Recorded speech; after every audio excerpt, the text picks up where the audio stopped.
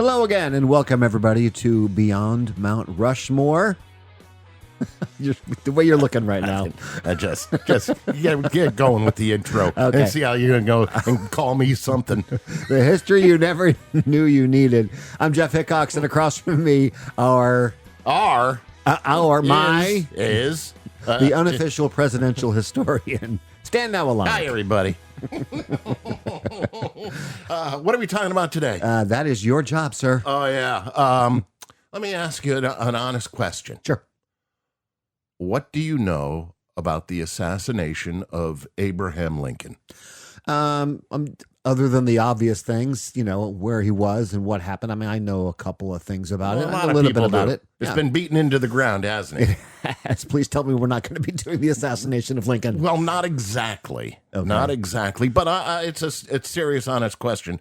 What if somebody came up to you and said, Jeff, what do you know about the Lincoln assassination? Tell me. I'm going to sit back. You tell me what you know about the Lincoln assassination. Okay, well, I guess if I was trying to find some things that not everybody knew, I would say that initially it wasn't supposed to be an assassination. It was supposed to be a kidnapping. That is correct. And they were going to ransom the president for Confederate soldiers. Mm-hmm. And then once the war ended, they decided to make it an assassination.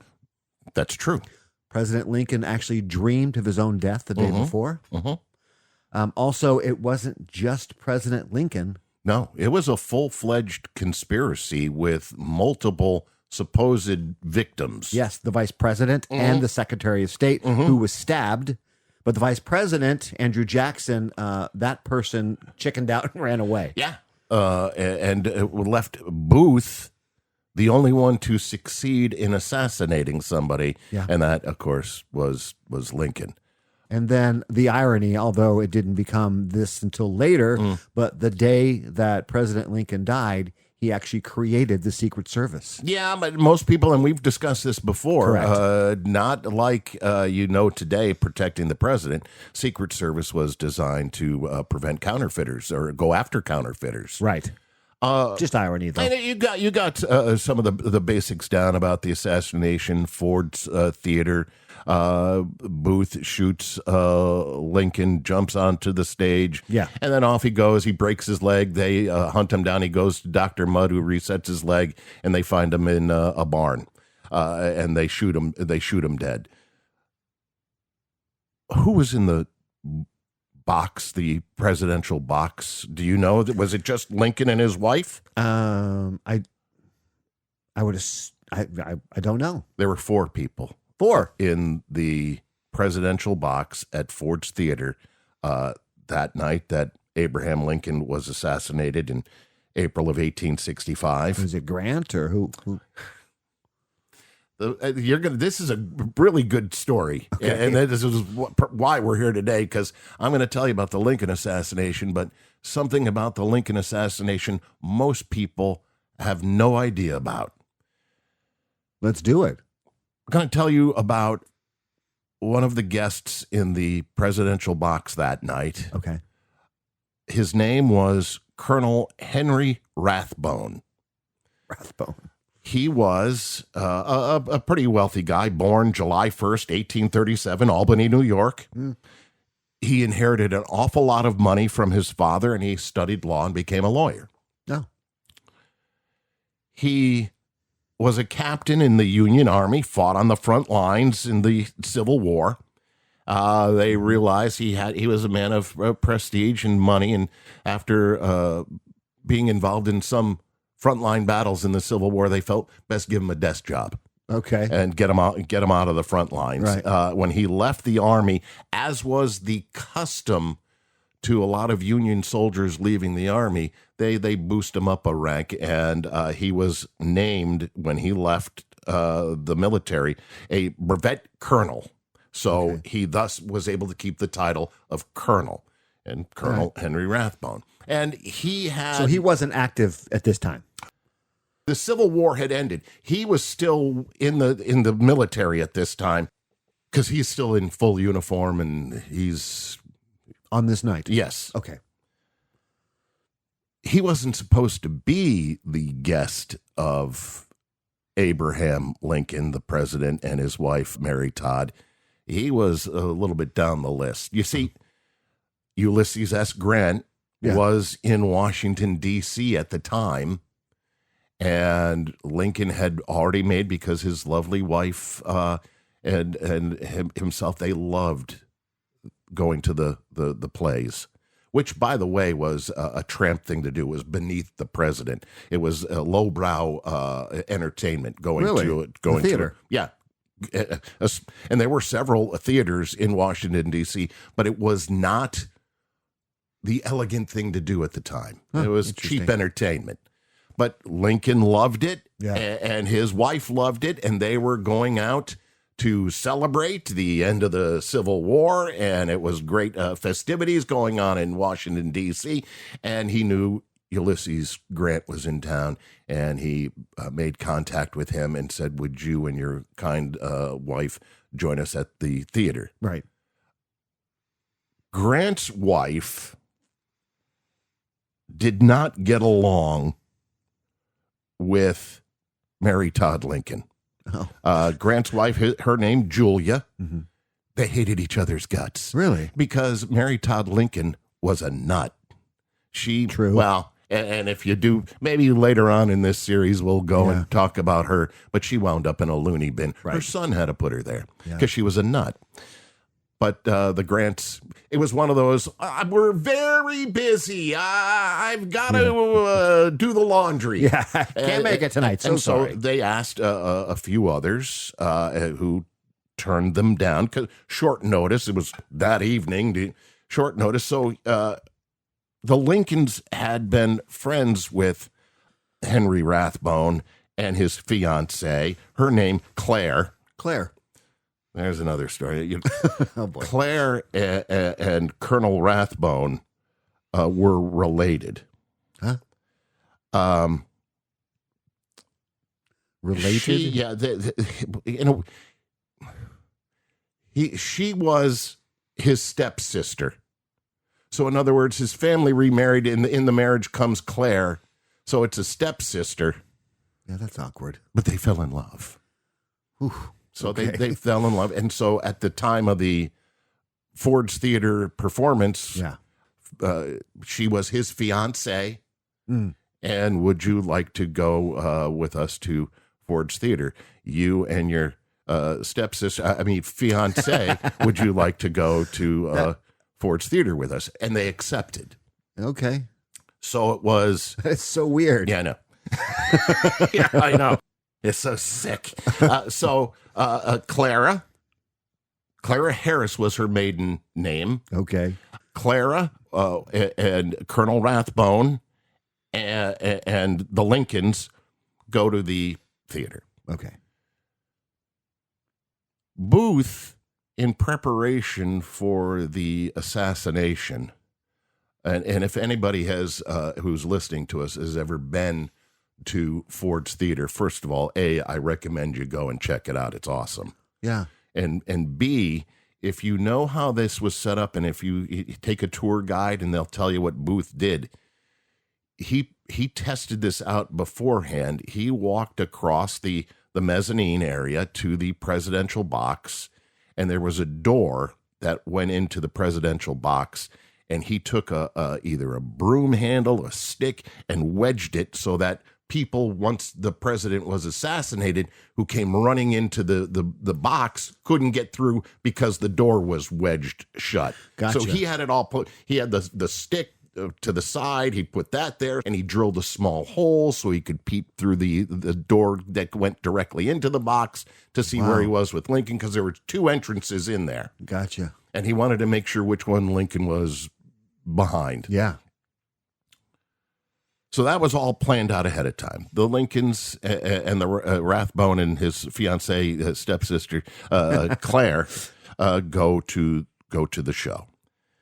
And we know what happened. Yes. Booth goes in with his single-shot Derringer, shoots Lincoln in the back of the head. It is Colonel Rathbone who first sees Booth go in there. He saw it. He saw what was going on. Before the shot was fired? As the shot was As fired. the shot was fired, okay. He was the first to react to the shot. Okay. In other words, everybody's sitting there and bang, the bullet goes off. And he, I don't know if it's his military training, young guy still, he reacts to the shot. Well, he had Mary Todd and Clara up there. They probably went into hysterics and I'm sure. couldn't do it. So you needed the man to do something. Oh, boy. But anyway, I digress. Yes, you do. He was he was the first one to hear the shot.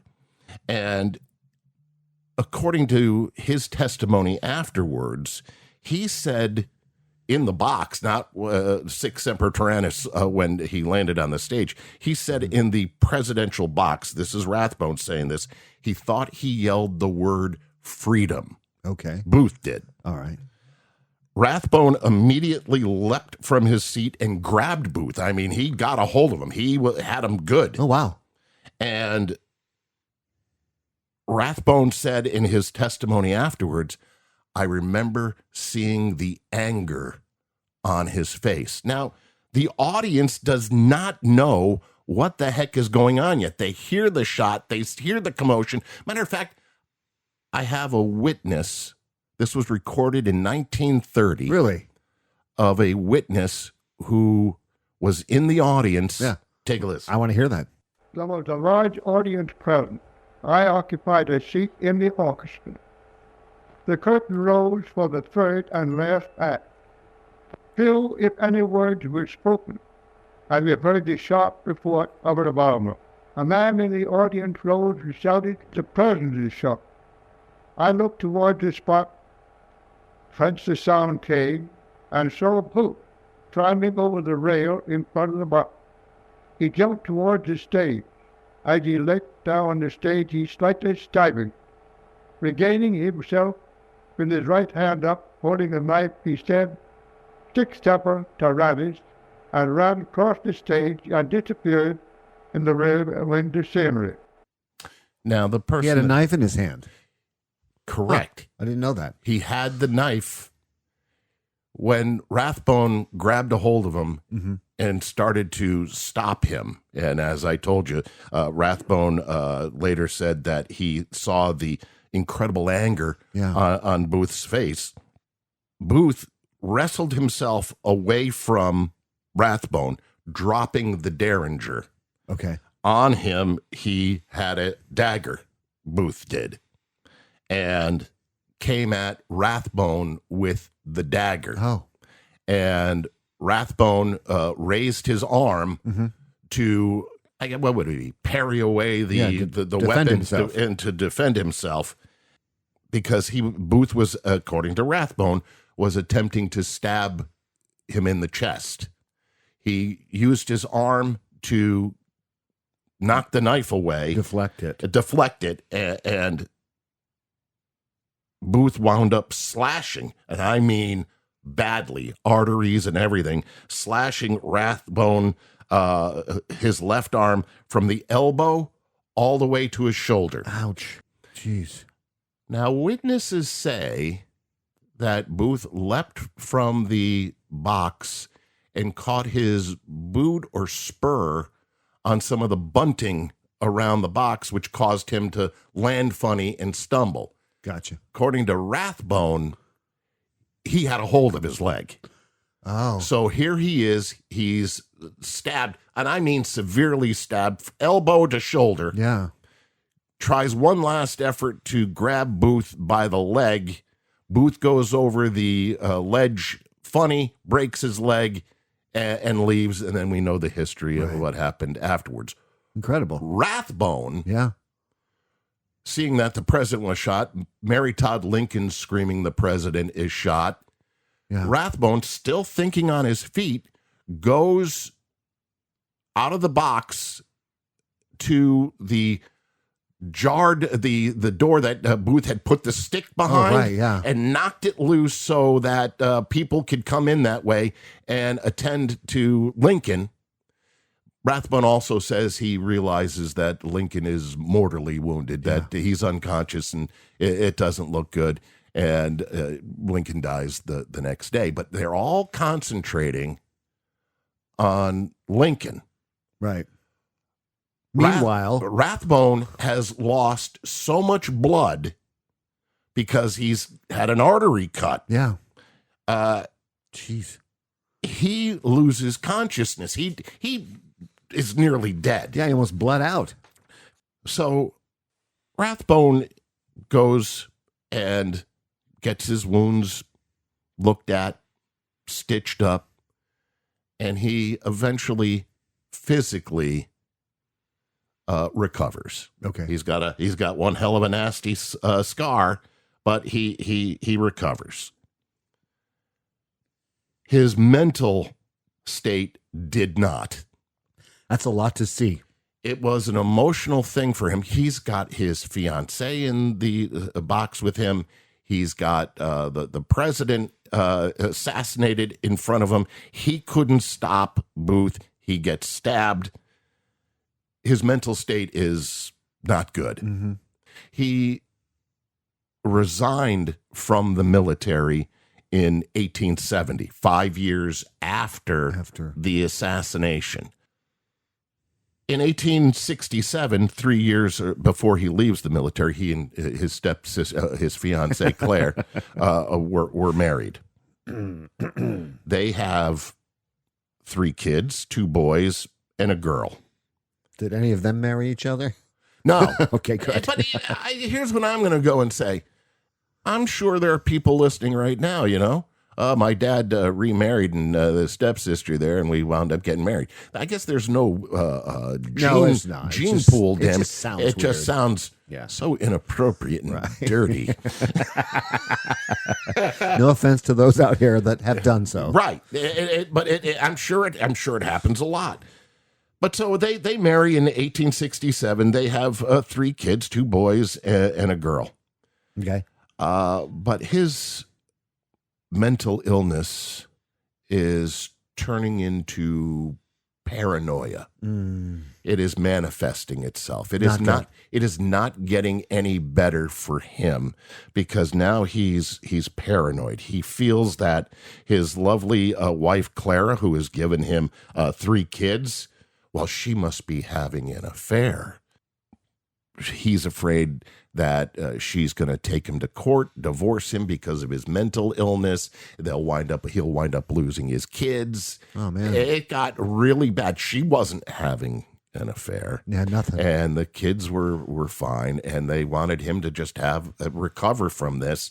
And of course, at that time, mental illness was so misunderstood. Nobody knew. You know, put him in an asylum, which they did, and put him in a loony bin. And he's okay, but he became so paranoid that he thought his wife was going to divorce him, was going to take the kids. What are you doing?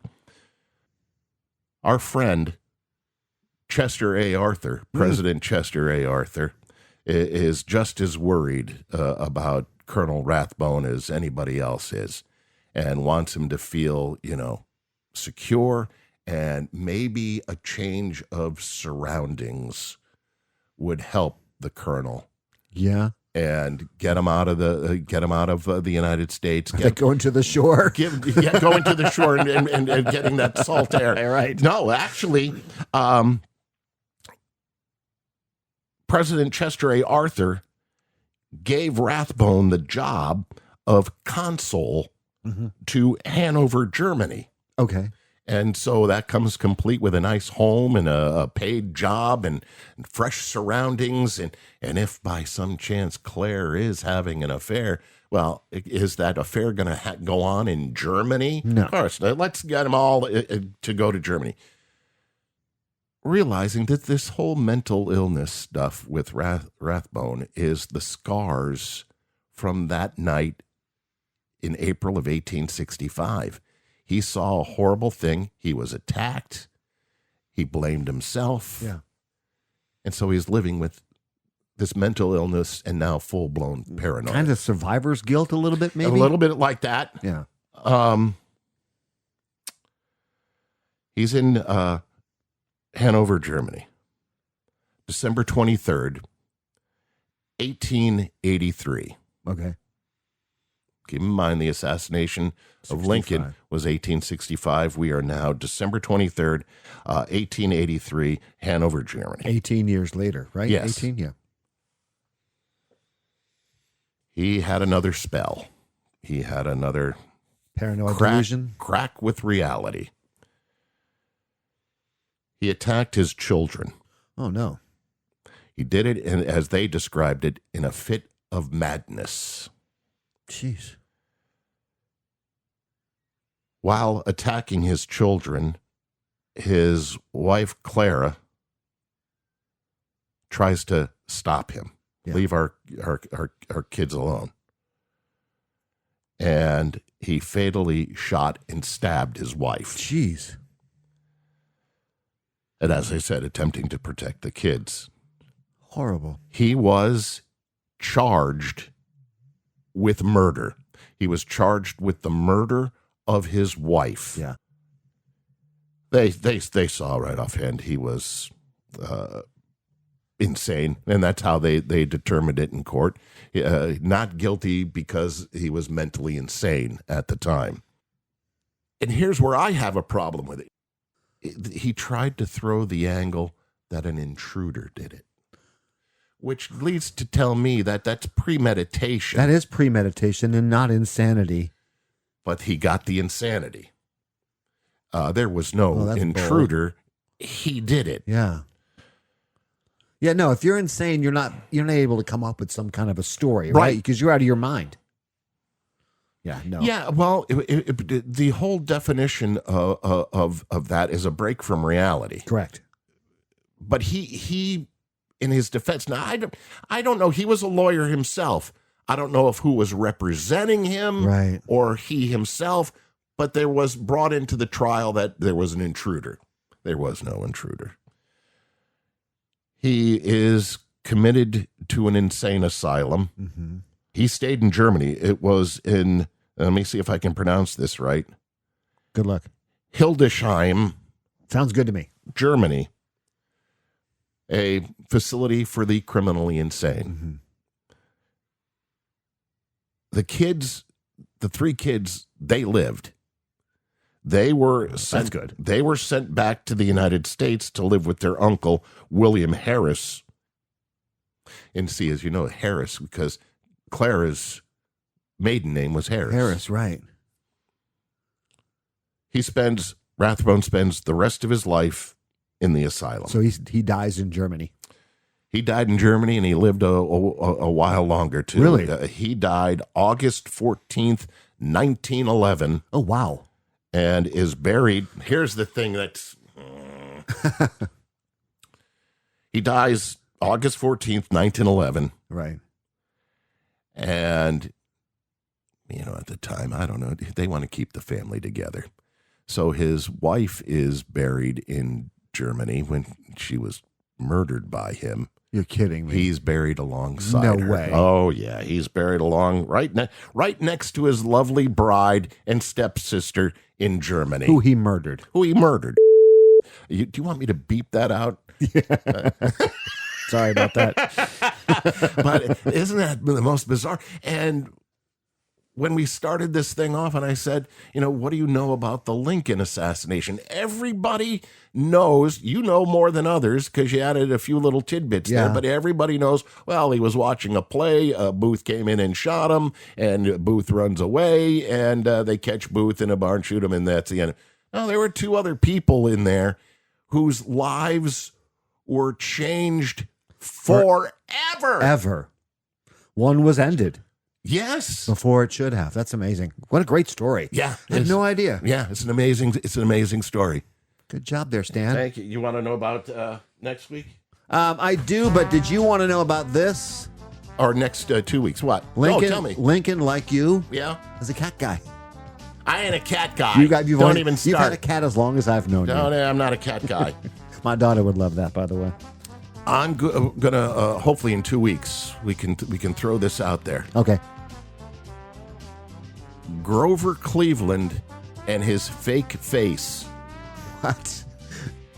This is an unbelievable mystery. You know, Grover Cleveland, he was also elected to 2 non-consecutive terms like Trump. Yep.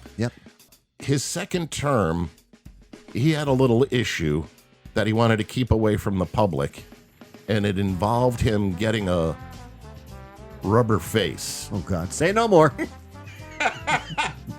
Ladies and gentlemen, this has been Beyond Mount Rushmore. A history you never knew you needed or never wanted or whatever it is. It's like some kind of Dick Tracy false face or something. That sounds terrible. Oh, it's far more disgusting than you're... wait 2 weeks. Okay. I'm Jeff Hickox. This is Stan Now Alonic. And what am I? You are the unofficial What? presidential Self-proclaimed. Whatever. Okay. We'll see you in a couple of weeks. And remember, you can get our podcast wherever you get your podcast. Yeah, check us out on Facebook as well. Beyond That's Mount right. Rushmore. Yep. See you later. Bye-bye.